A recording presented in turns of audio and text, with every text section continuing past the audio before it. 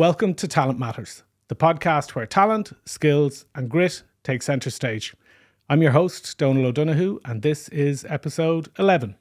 The podcast is sponsored by Sanderson, talent solutions that transform businesses globally, and Finero, the multi-award-winning tax experts who support financial success for contractors, freelancers, and solopreneurs. In this episode, I'm delighted to be joined by author and digital nomad, to use a bit of a term, Pat Divilly. How are you, Pat? I'm good. Thanks for having me on. And thanks a million for coming in. Yeah, it's good. Digital. I always get a different introduction, so digital nomad's a nice one. Digital nomad. When we started talking, what I liked about you is that you kind of live on your own terms and have kind of developed a life off the grid a little bit. So I think that's where we want to go with this. But like we always do on the podcast, would you start us off with where you come from and what your background is growing up? Yeah. I'm kind of known as a Galway man, but I grew up in Limerick, so I spent about 10 years in Limerick as a kid, and then we moved to Galway. My backstory, I suppose, I had a good childhood, but there was some bullying that went on, and that, a lot of my work is around how the early imprints that we have dictate where we go in life. And so I think I was a young man with a lot of insecurity, and that drove me as a businessman in my 20s, where I was in Dublin for a while trying to get a fitness business off the ground and failed with that, and then went back home and was relentless in my 20s in terms of building a fitness business. At a time, I suppose, where it wasn't really happening in Ireland. It was like 2012. I was probably the first guy on Facebook putting before and after pictures and free plans and all that kind of stuff. So it just took off for me. And I had good success in my 20s from the outside looking in. And I think I thought that when I achieved things, my insecurities would disappear and I'd have this confidence that would appear. But when I achieved everything, the Late Late Show was kind of the catalyst for me, where I thought that's the thing. If you do that and you're Irish, you've made it when you're on the Late Late Show. Yeah, and everything I did I often say that it was like chasing. I would always say I'll be happy when, and I'd try to climb this mountain and I'd get to the top and I'd see there's 100 more mountains I should have climbed instead. So that was my 20s. Go back a little bit earlier though, because you moved to a career in fitness and you did a master's in exercise and nutrition science. Nutrition science. So when you go back to the type of kid you were and what you were, what type of student were you? What were your interests in those formative years? My teens, I kind of struggled academically. I think in retrospect, I just wasn't into, what I was learning. I'm so passionate now about, I'm a course junkie. I'm always studying and obsessed because I've found my thing, but definitely struggled in school academically. Didn't know what I wanted to do at the end of school. The one thing that kind of kept me captivated in school was martial arts and weight training. So I found those things at 14 or 15. And it was the first time I had a sense of identity that, Pat's not the weak and vulnerable boy anymore. He's a man. He's a cage fighter. I was doing all that stuff back then. Which martial arts did you start with? I started with judo, and it was kind of a funny one. I grew up obsessed with professional wrestling, like right up into my teens. And I emailed this wrestling school in the UK and I said, my dad won't let me drop out of school. He wants me to finish school before I go to wrestling school, but what can I do between 14 and 18? And the guy said to me, start learning judo so you learn how to fall without hurting yourself and start lifting weights. And the next day I went into school. Good advice. It's good. Funny, I was reading a stat the other day. And buy some Lycra, get some very tight-fitting pants. If he was telling a teenager to do that now, at that stage, you would have been in trouble. But funny, I read something recently about, and I've in the fitness industry, we do weights and we do all these different things. But one of the most important things to learn is how to fall, because as you get older, obviously, falling can result in a broken hip or whatever. But I fell in love with martial arts. I started judo, then I started boxing, kickboxing, Thai boxing, jiu-jitsu. I did a bit of everything. And that gave me, again, a sense of identity. When I was 18, I didn't know what I wanted to do, so I did an arts degree. And I made maybe 4 lectures in 3 years, I'd say. It was just kind of... But the one thing that kept me going was in the summers, I would go to the States and I trained in a cage fighting gym. So I'd go for 3 months, I'd sleep in the gym, I'd train 3 times a day, and I'd clean the gym for work. Brilliant. Which gym did you go to? It was called Undisputed. It was in San Diego. And so it's funny because a lot of people were on the J1. So my friends were on the other side of San Diego partying, and I was over training. And I'd meet them once a week and tell them about, fighting with Americans, and down in Mexico, fighting in Tijuana, and just crazy stuff in retrospect. But I met a guy out there who was 10 years older than me, and he was doing kettlebells and all these fitness trends that hadn't really taken off in Ireland. And he was like a mentor to me. I really looked up to him. And I was 18, he was 28. And he was struggling with his mental health. I didn't have the language for that at the time, but I knew he was quite down and out. And when I came back to Ireland, I got an email saying, or a phone call saying that he had taken his own life. And that was kind of sobering at that age. Couldn't really get my head around it. He had been so encouraging to me, and he saw potential in me. Like, because I'd say to him, there's a bunch of weekend warriors here in the gym that think they're going to be fighters. Am I one of those? And he'd say, no, you're the real deal. You can do it. And I'd say, why don't you do this? And why don't you do this? And I had all these ideas for him, but he just couldn't see it in himself. And when I heard he had taken his own life, I think it redirected my attention. And I said, I don't want a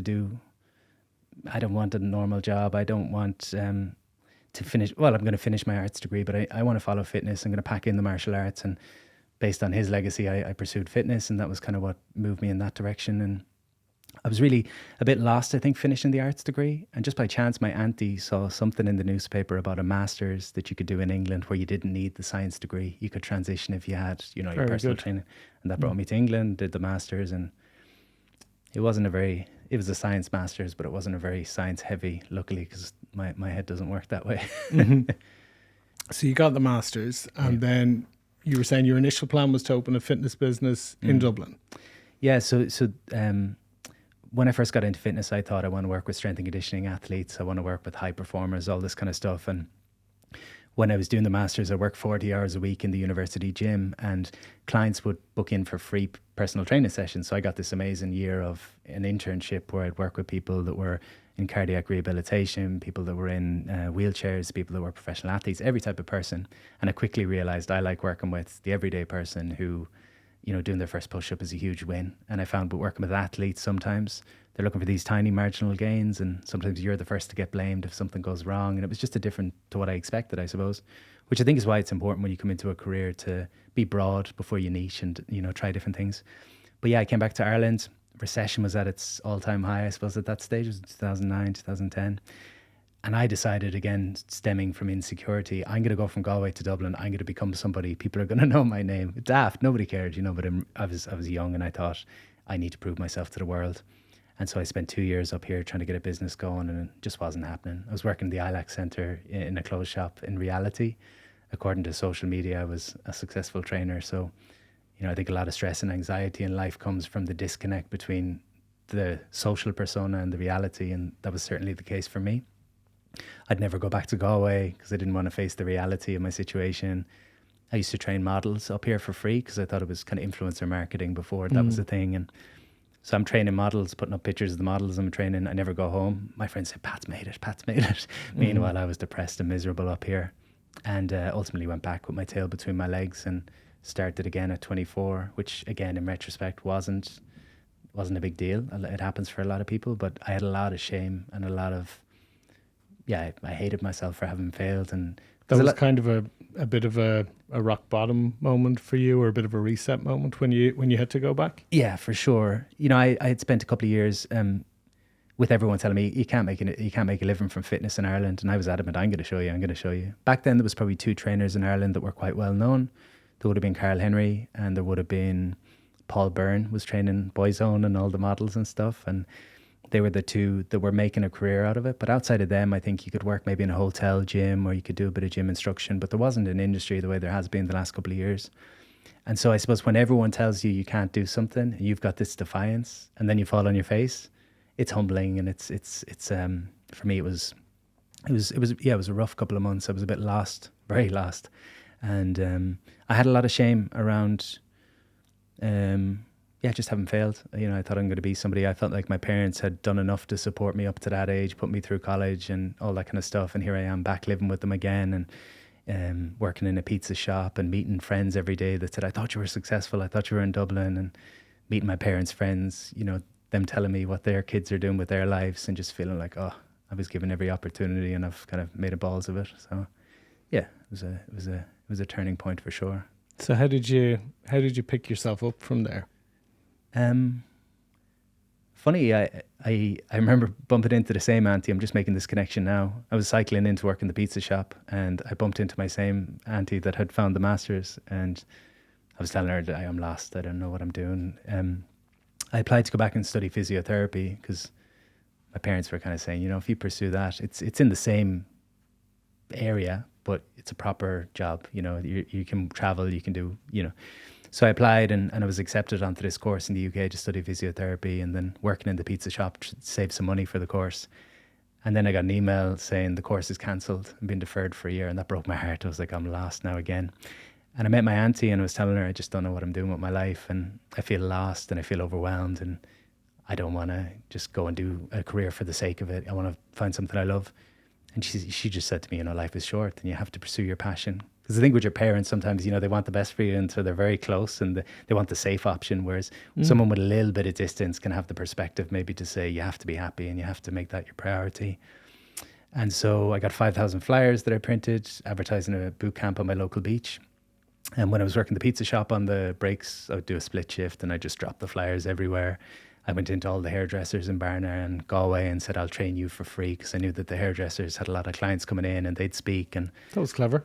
Yeah, there was a bit going on. I think when you fail and your way doesn't work, you have to start looking at other people's way. And I was studying guys in the UK that were successful in that kind of space.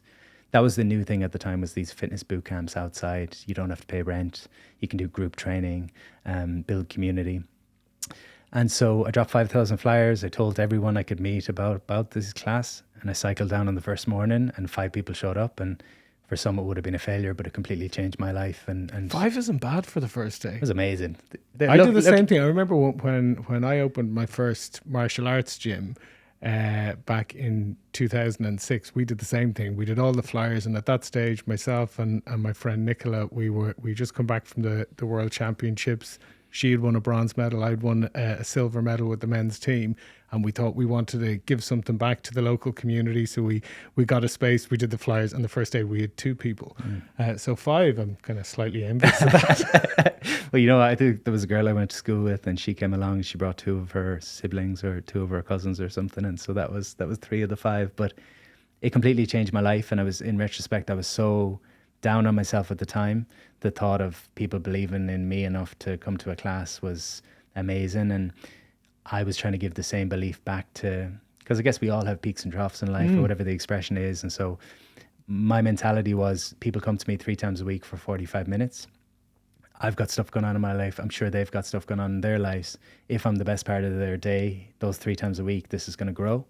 And, I would switch it on for 45 minutes. I'd get out of my depression. And that was something my dad taught me when I was at my lowest. He said that a lot of your problem is you're obsessed with your own problems and you're living in your own head. And he said, if you go and help people and start with a charity or something, he says, it'll get you out of your own way. And you'll which I think is very true. Really good advice, isn't it? Yeah. And I think, the world we're living in now, obviously there's a lot of isolation and there's a lot of kind of individualism, I guess is the word, of like wanting to be successful. Sometimes we get lost in that, or I've gotten lost in that and lost the connection to people. And then you start thinking you're an island and you're on your own. And I was listening to a podcast a couple of years ago, and the guy was talking about how sometimes when people get rich and wealthy, they build these big walls around their houses to like cut themselves off from the world.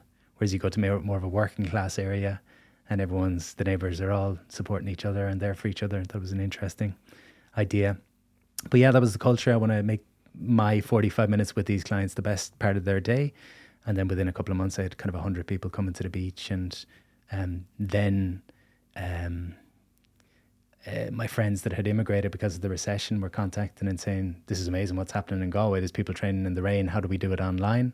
And then I put it online, and we had like 20,000 clients between 2012 2016 go through online courses. So why did it go so big for you though? So many people try to do that, and so many trainers try to develop communities. And like, what do you think was different about what you were doing at that time that got it from a group of 20 people to a group of 100 or more than 100 people training? I think it was a combination of things. There was definitely like right time, right place. Got lucky in that sense because it wasn't being done. Again, I was watching guys in the UK and the US that were doing a bit of this stuff. And so I was seeing what was coming, I guess, which there's always been a bit of that in me that I think I see. I was out cage fighting in America before cage fighting was the thing. And so there was a bit of that, right time, right place. There's been a part of me that's always been, I mentioned email in a wrestling school when I was 14. That was early days of the internet. So I had a website when I was 14 for professional wrestling. I used the internet quite well, I think, marketing wise. The other piece that I think played into it was like the idea of the hero's journey, which is, the common story in all stories that we connect to is the person goes through challenges and they step into the unknown and they go on this adventure. We see it in Harry Potter, Star Wars, any athlete that you relate to their story. And I think I was publicly telling my story. So when I've got 20 clients, I'm putting a post on Facebook saying I was lost 2 months ago and now I've got 20 clients. So I was kind of narrating what was happening all the time. And I think people started buying into that, and then they started leaving jobs and leaving unhealthy relationships and making changes outside of. So it just became a culture and a community. And what scale did that part of your career get to, in terms of the numbers of people that you had training with you, or whether in person on the beach or online? I think the peak was 800 clients a month online and about 100 in the gym. And then, I was good buddies with everyone in the gym. It was a real community. So I was looking at the numbers and I was saying, most of the clients are not paying, not because they didn't want to pay, but it was kind of like, oh, I'll get you next week. I'll get you next week. So I was looking at the numbers. I was saying my online business is paying for me to keep the gym open. It doesn't make sense anymore. And I was starting to run out of steam a little bit. I was relentless in those couple of years, workshops, teaching classes, doing one-to-ones, writing articles, anything I could do to get my name out there, I was on it. From a place of desperation, like I don't want to be broke anymore. I don't want to be lost anymore. And then there's the validation that comes from people enjoying what you're doing. But I remember toward the end of the gym, when I had the gym in Galway, I was not enjoying it anymore. And I said, well, my name's above the door, so I need to make sure I see each client at least once a week. So I'll come in 2 days a week. That ensures I see. And when I got to the point of dreading going in those 2 days, I knew like it's time to walk away from this, and pretty much walked away overnight, handed it over to a guy that was working with me and became his. And then I walked away from the online stuff pretty soon after. I just wasn't into it anymore. My business standpoint is not very clever. It's not very, should have just kept it going in theory. But if my energy's not in something, I'm not in it anymore. And from the point where, you talked about having to go back home feeling like a failure, it sounds like you were having a really tough time personally, and then investing all that time into developing the training business or the coaching business. Was that the only antidote that you used to feel better, or was it just such a focus of putting your energy into that helped you, or what really helped you to get, I suppose, grounded again and come back to yourself a bit? Yeah, I think at that time, 24 to 28 was when all that was going on. So there was 4 years of just like relentless hustle. So I think having a vision and having a bit of clarity was helpful in that time. I think having responsibility, like having to show up for other people, because I didn't really have that in Dublin. No one was going to miss me if I didn't show up because no one was in my life. So I think that level of responsibility, I think the validation and the sense of purpose that came from hearing people's stories every day that we're seeing changes. I think we all are driven by growth to some degree. So I was definitely seeing growth in my own understanding of business, of the body, of all these different areas. So I think there was a lot of contributing factors. I sort of see, I don't know if you'd call it motivation and inspiration, but I would say I was motivated, and it's kind of like a battery on a phone that's going to die out at some stage. It's not sustainable if you're driven by your insecurities. It'll get you to a certain point, but I think I got burnt out then toward the late 20s. Whereas I think if you go deeper and you go to the roots of what's driving you, that can be it's like plugging into the source, if that makes sense. But yeah, community, purpose, it was ticking a lot of boxes for me for a long period of time. So when you walked away then, what did the next chapter look like?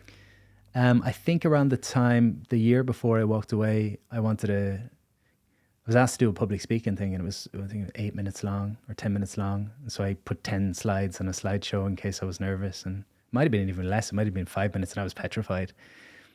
And there was something in that I said, I want to tackle this, I want to get better at this. So I set out to do 100 free talks in a year, and I ended up doing 88. So schools, colleges, and I was just talking about training and nutrition and mindset at that time, because I was sprinkling in the mindset stuff, goal setting, gratitude, simple stuff. And so I'd been doing a bit of that in the background, and then I started giving workshops on goal setting and, again, the simple stuff, how do we sit down, how do we craft. The fact, I suppose, I had grown this business and I had helped a lot of people change their lives in different aspects, gave me some credibility in terms of, it was, again, personal development. I don't know how many were doing it in Ireland at the time in that way of come on a Saturday for a full day. We'll do a workshop. We'll set your goals. We'll break it down. You'll meet good people. So I transitioned into that. Maybe from the outside looking in, people might say it was a smooth transition, but for me, it was quite destabilizing for 3 years of kind of saying, oh God, it's kind of like jumping off the ledge and not knowing when you're going to land, because I didn't feel sure of what I was doing. Again, it was a new thing. It was like doing the fitness all over again. It was like, is there an industry in Ireland for this? Should I have just stuck with the kind of safe option? But there's also the entrepreneurial bit where it doesn't sound like you thought about, do I just get a job and do the other stuff on the side? I know. I'll never be employable. Yeah. I don't know about an entrepreneur. I used to think I was an entrepreneur. I was in Ireland's Best Young Entrepreneur and all those awards back in those days. But I would say I want freedom in my life, so that's my main driver. So I'm a solopreneur, I guess, or I don't want staff. Very fitting with our sponsor, isn't it? So solopreneur is a good word, but it's definitely somebody that just wants to steer their own course. Yeah, I want a life driven by my own values, which would be things like autonomy and freedom and growth and adventure. And I guess my growth, I kind of stagnated with the fitness stuff, and then personal development, probably similar with the personal development. I've done that for a few years now, and I'm starting to transition more into different ways now in the last couple of years. But yeah, that was the next step. I probably spent 5-6 years doing personal development workshops around the country. I probably did, 200 workshops all over the place, and I really enjoyed that for a while. And I think it was useful for people.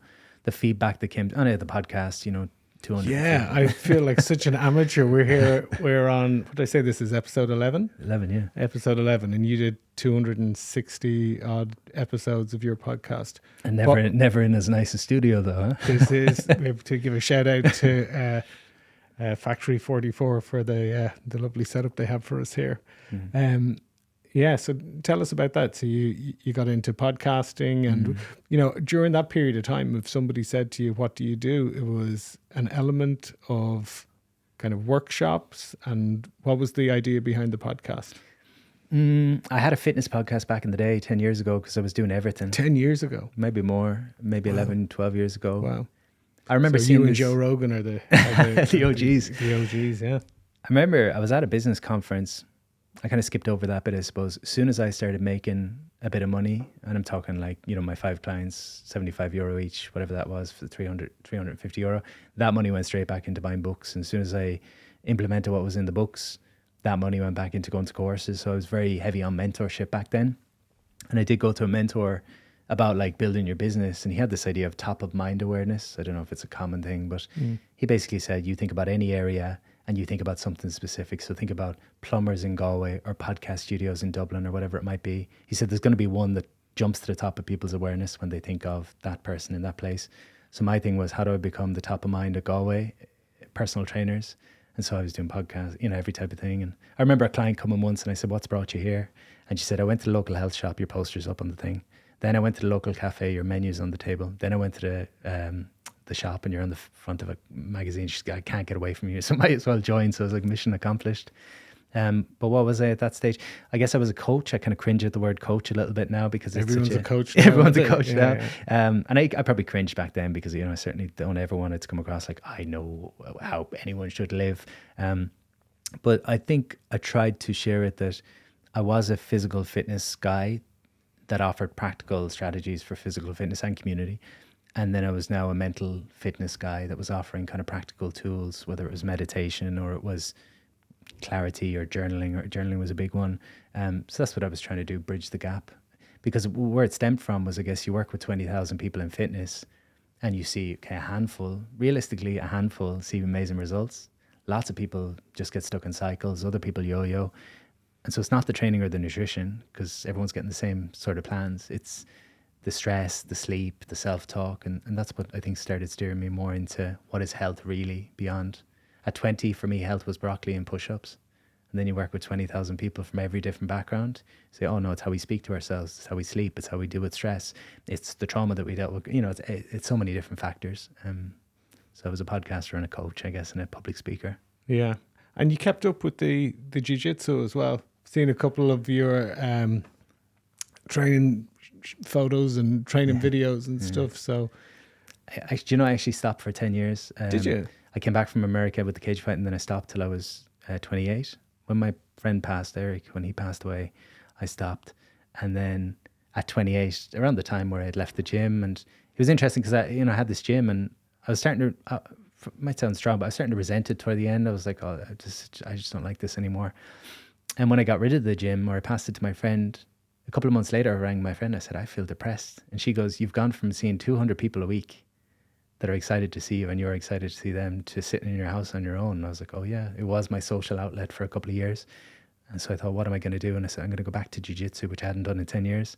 And it was funny because I grew up I think our identity is somewhat based on how we saw ourselves when we were younger. So part of me saw myself as an athlete still. But I drove to the jiu-jitsu gym and I walked up to the door and I looked through the windows, a bunch of guys in there, and I turned around and I drove home. And then the second time I did the same thing, I got nervous. And third day I went in and I trained. And for the last 7 years, it's been a massive staple in my life. Yeah. Very good. Yeah. So where do you train now? Do you coach, or do you just? I've seen that you were in Thailand recently, and obviously you're in a gym over there. Do you kind of travel around a bit, or what's your approach to? When I'm in Galway, I train just two places, Dorino Jiu-Jitsu and Shaolin MMA. But one of my favorite things about the Jiu-Jitsu community is just the openness. Like I've gone all over the world with work or just my travel, and there's always a place, and oftentimes they won't even charge you, and you'll meet great people. And that's the beautiful thing about martial arts, isn't it? It was the same for me when I remember times when my sister was living in Singapore, and you just you bring the uniform and the belt with you, and you go and train in a local gym, and you've just got an instant network and an instant, I suppose, community of people that you've got this shared thing with, which is phenomenal. I went to Italy with my ex-girlfriend a couple of years ago. She was Italian, and meeting all her friends, and nobody had English, and so it was grand. She was like, they were humouring me or whatever, and she was translating. But then we went to the jiu-jitsu gym with a few of her friends that trained, and suddenly it was just like we were best buddies all of a sudden. No words spoken, but just kind of I guess you learn a lot of lessons through. I find people in the martial arts community sometimes don't get the coaching thing, because a lot of it just comes naturally to them. The idea of setting goals, the idea of staying consistent, the idea of success only coming through consistent failure. All these concepts are just embodied, I suppose, through the practice. So yeah, martial arts is... Yeah, really, really valuable lessons. Tell us a little bit about, you've written a couple of books, but I know your most recent one is probably what you're most proud of. So tell us a bit about it. Yeah, my first book was 2013 maybe. I was just on this roll that, everything was kind of happening fast, and I wrote on Facebook, just finished a book, would anyone like to publish? And I hadn't even started a book. I was just chancing my arm, and I get a call from John O'Connor in Alboy, and he said, what's the story with this book? And I said, it's almost done. I said, give me 3 weeks. And so I wrote the thing in 3 weeks. It was very simple, but it did well. I think it was, I don't know if it was number one back then. It did really well. So that was the first one. The following year, John rang me and he said, are you still popular? I said, I think so. He said, do you want to do another book? So I did a cookbook kind of thing with a chef we collaborated on. And then a couple of years later, I did a simple goal setting book with an English publisher, John Wiley, called Upgrade Your Life, which I look back and I feel like it's very basic. But I often meet people that say it had a big impact. So I suppose it meets people where they are. But the last one, Fit Mind. It's a book about how to recognize and challenge the stories that might be causing stress or anxiety. It's done well. And I'm proud of it because it was a culmination of, I suppose, a lot of those challenges over the years and kind of making sense of them. And I think it's quite practical, and I think it's quite useful. And again, the feedback often is that people are skeptical or dismissive of coaching or that kind of work, but that it's grounded in a way that feels just like, people will often say to me, you don't tell me anything I don't already know, but you say it in a way that just lands in a different way. So hopefully that's been the crack. It was a passion project for me. I was living alone during the pandemic, and that was my struggle. I guess everyone had their own, better maybe to be living alone than living with someone you didn't want to live with, but we all had our challenges, and I think that gave me a bit of focus, and it was like birthing something.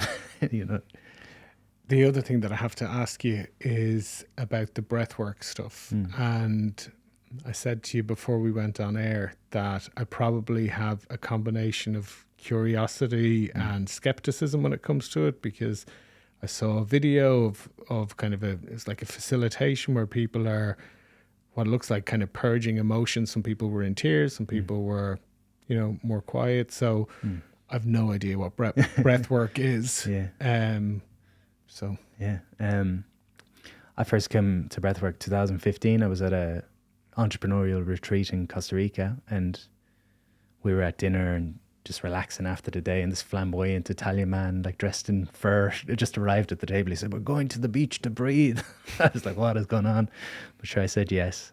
Like I was saying to you before we press record, I think you have to say yes to things in life.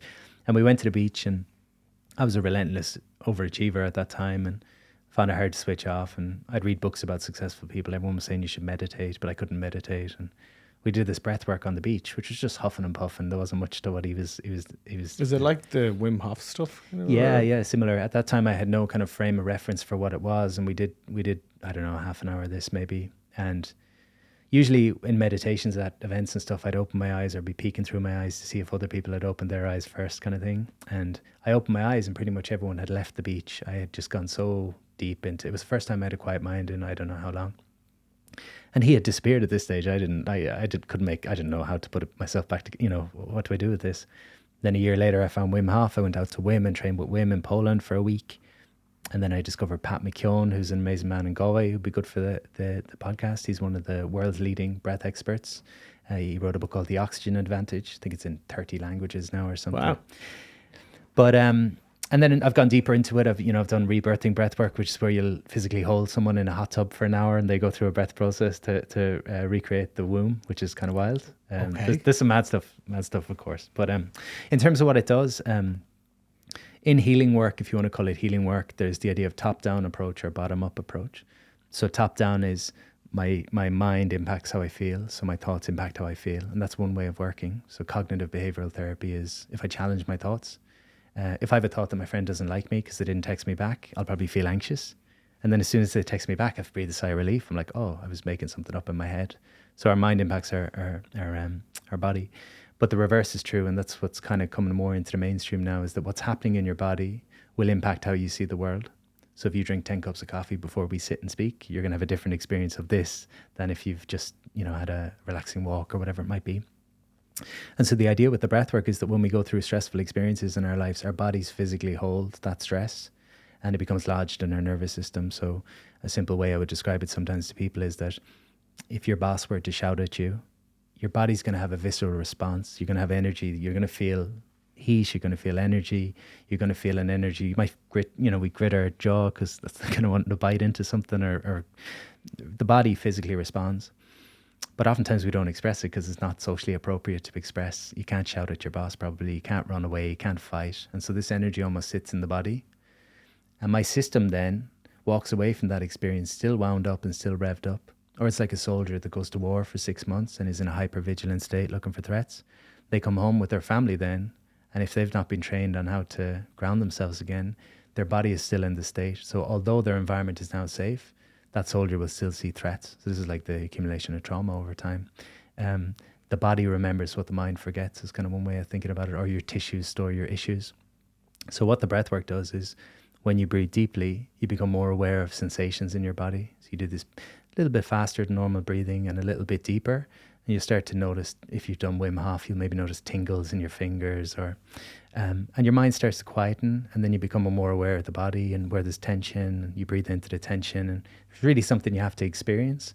But generally, again, the feedback is, I've had men that haven't cried in 40 years that will cry in a session and let go of anger or grief that they've held. And is that because there's some kind of facilitation that's bringing them back to unresolved issues, or what? Why? What are the kind of triggers that will bring somebody to that place? So there's a couple of ways of looking at it. One is that if I don't want to feel, so take the example again of the boss shouts at me or is vexed at me and I feel angry. If I don't want to feel, generally I'll stop. I'll freeze my body unconsciously. I'm going to stop moving. I'll lose my voice, so I'll kind of constrict around my throat, and my breath will stop. So they'll just go, or if a little boy is crying and someone teases him for crying, you'll kind of see him fight with himself to stop breathing. So we stop breathing. So when you start breathing again, the encouragement with those sessions, if it's appropriate for the individual, because it's case by case basis, is you breathe deeply, and whatever comes up, you keep breathing deeply. So rather than backing away from the difficult memory or the painful experience, I keep breathing and I give it space. So that can facilitate the emotion coming up. I think the other piece is if you trust the facilitator and you feel safe in the arms of the facilitator, you're more likely to let go. If you don't feel safe, your body's going to tense up. The other theory in some ways is that if you look at animals in the wild, when an animal has a fight or flight response, if they escape and they get to freedom and safety, they'll fall onto their side and they'll tremor and they'll quiver, which is them dislodging the energy that's running through the body. But humans tend to just hold that energy in the body. How often do we allow ourselves to shake out the sadness or fear, whatever it might be? And so the other idea is that when we breathe in this way, we can get to a very relaxed state. And in the relaxed state, your body says, okay, it's safe to let go now. I'm okay to let go now. Whereas if you're very busy or you're very stressed, there's not a sense of it being safe to let go. That would be threatening. So the animal in the wild will scan the environment first to make sure that they can do their tremor. So there's a couple of different theories in that. So what portion of your time is dedicated to that now? Because it sounds like you've had like different chapters and different, not reinvented yourself, but I suppose transitioned to different areas of where you developed and where your interests were. So if somebody was looking at the 2024, 2025 version, how do you kind of describe yourself now? And the breathwork facilitation is a big piece, and more so for me because it kind of encapsulates a lot of the work. So the breathwork is not just getting someone on the ground huffing and puffing. It's helping them understand what's going on in the nervous system. It's helping them integrate the experience after. It's helping them make sense of what happens. Like, I had a man one time, a lot of anger came up for him in the session. He expressed it, and afterward we spoke about it, and his father had died when he was 10. He had to become the man of the house. And he only realized 40 years later they'd been carrying that for 50 years. So then after the session, it's a case of helping him integrate that into his life. So how does he take that and, make that a worthwhile insight? So I like the breathwork facilitation because it brings in all these different avenues. And are your clients, do they tend to be more men or women or 50-50? What would you say? So when I moved from fitness to personal development, most of my fitness clients were female, so it was kind of 80% female. And the room reflected that when I started doing personal development. And I'd kind of jokingly ask the room, who was dragged along, and it was always the men. And slowly over time, it started to shift to the point that I won't say it was 50-50, but it was a lot of men. And then pre-pandemic, I started doing men's only sessions. And that's been some of the most fulfilling work that I've done. So I do some men's work facilitation, which is a different kind of thing in itself. It's allowing space for men to express all of who they are. We're not great at that, are we? Typically, we're not. We don't have the space to do it. That's the reality. I find if you create the environment where men can be themselves and can try on, like same for anyone is we shut down the parts of ourselves that we're ashamed or made fun of. So as boys, we were often made fun of. If we were sad, you definitely couldn't cry. If you expressed too much joy, you were a pansy. There was, for me at least, there was all these judgments. And so you get put in this very small box. So it's safe to be this way and it's unsafe to be anything else. And so then as maybe men in our 30s, 40s, 50s, maybe our partner wants to feel us more, like feel more emotionally. And it's just hard for us to access that because it's been buried away for so long. So the purpose with the men's group is to just allow a space where, again, guys feel safe, that they can show that. If you bring up something that's been shamed and it's met with shame, it just re-traumatizes, But if you get met with something that's been shamed and you're met with love and acceptance, that's where healing, I think, occurs. Is I can show a part of myself that I'm terrified to show, and you're not going to run away. And I think that's where the men's groups are really beneficial. And where can people find out about that if you've piqued their interest and they want to learn a bit more? The men's. I'm not doing a lot of the men's stuff at the minute, but I mean, people can touch base with me. There's a lot of great men in the country doing great work around that stuff. The breath work, I run free sessions every week for the last 3 years online. Just patdivilly.com for that. And that's a chance for people that are skeptical or unsure, or a lot of people find it complements the other work they're doing quite well. So a lot of therapists will send their clients to do the breath work to accompany kind of the talking therapy they're doing, because it's a different way of working. Yeah. And to bring it back to where we started, digital nomad, where's home? Where's home is a hard question. Physically, my home is in Galway. I feel much more comfortable on the road, so I don't know where home is going to be long term. I've traveled probably 4 months a year for the last 10, 11 years, and I love the freedom of being abroad. And I don't know what it is. I just feel more free to, I don't know, I feel in less of a box. That's no knock on Galway or Ireland. I think Galway is one of the most beautiful places in the world, and I love coming home.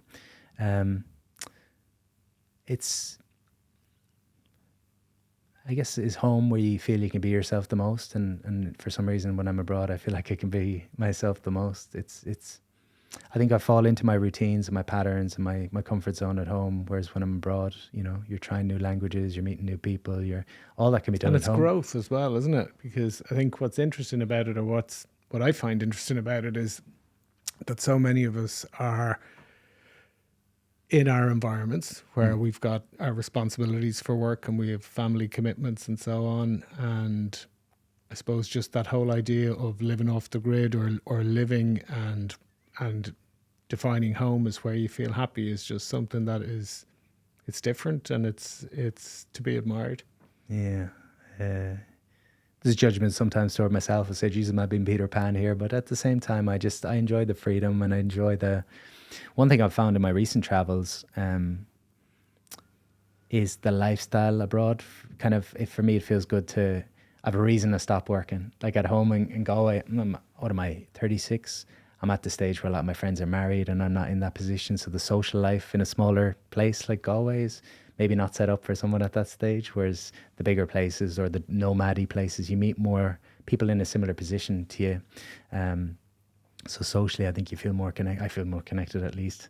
I think it's important in life that you have people that mirror back to you that it's okay to be the way you are. And so if you're in an environment where everyone's different, in some ways it's been mirrored back that you're doing this wrong. You're not living the way you're supposed to live. So maybe you're just living on your own terms. Yeah. Which is challenging, and also the only way I know how to live. So I I'm grateful for that part of me that allows myself to challenge my fears. Brilliant. I think that's a really good place to leave it. So to learn more, people can find you. It's patdivilly.com. And what's your Instagram? Same thing, at Pat Divilly. And I'm starting to use LinkedIn more. I think that's where we connected. Yeah. I'm trying to grow up. You're trying to grow up and be on LinkedIn. Well, look, we will include your contact details in the show notes. Yeah. Thank you so much for coming in and opening my eyes to some things that I didn't know much about beforehand. And if you've enjoyed the podcast, please subscribe to our YouTube, follow us on Instagram. It's @talentmatters_podcast. And thanks again to our sponsors, Sanderson and Finero. See you next time.